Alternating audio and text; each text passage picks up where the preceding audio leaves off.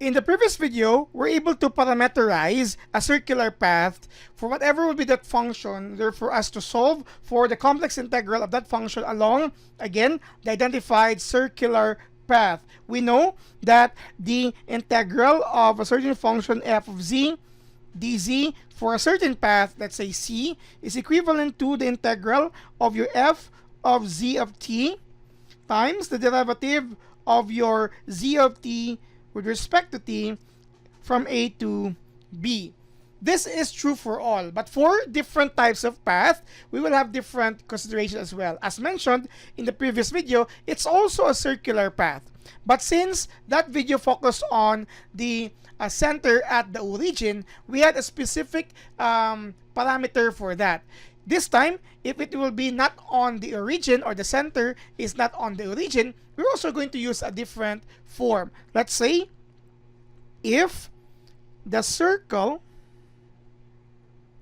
has center z sub 0, okay, it's no longer at the origin, and of course radius r, then we are going to use this parameterization of that path. We have here z of t is equal to your z sub 0 plus the parameter we used previously for circular path centered at the origin. We have r e to the power of I t. Of course, the t is limited from 0 to 2 pi, so that our path is really a circular path. It should be closed from 0 to 2 pi. Now, the only difference, again, as mentioned from the previous idea or the parameter for circular path, which is centered at the origin, is this existence at this given parametric right now. Because that is the idea that will allow us to move from different center, still using the same radius. Okay, this is now the idea or the parameterization of the circular path not centered at the origin. We are going to use this, whatever be that function would that be, we're going to plug that in here on that given function and get its first derivative as well, in order for us to solve for the identified integral. By the way, this would be our a and this would be our b, intended for this two here, because that is actually the lower and the upper boundary. To illustrate this, let's just say we have a circle. Okay, let's say we have a circular path, okay, centered.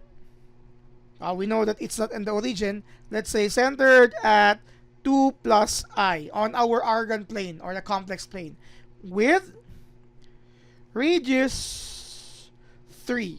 Okay, so these are the consideration, and if we're going to come up with its parameterization, we will have here this form. Our z of t is actually identified as your z sub 0. This is your center, 2 plus I, plus your r, which is a 3 e to the power of I t. Okay, so this is how it is done. If you would like to simplify this further, your z of t is 2 plus I plus 3 e to the power of I t. Again, t is bounded from 0 to 2 pi. If we're going to have another function, and it's in this situation with the path centered at 2 plus I and radius 3, that is what you're going to plug in on that given function. But to complete the integral, we need also the first derivative, which would be in this manner. The first derivative with respect to t, treating all terms without t as constant. 2 becomes 0, I becomes 0. Here, we're going to have 3. That, of course, for this here, we have e to the power of it, right? And we know that the derivative, okay? We know that the derivative of e to the power of u is actually e to the power of u du. Okay? In short, you're going to copy the function itself, it t times the derivative of your exponent with respect to t is actually I. So the first derivative of our given parameter here for circular path centered at 2 plus I with radius 3 is 3I e to the power of I t. Okay, so that is what we're going to use probably later on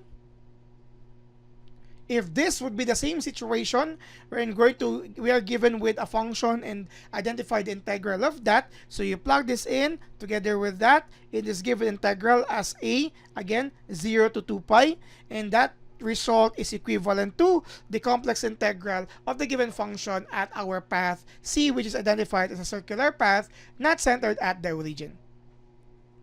Thank you very much for watching.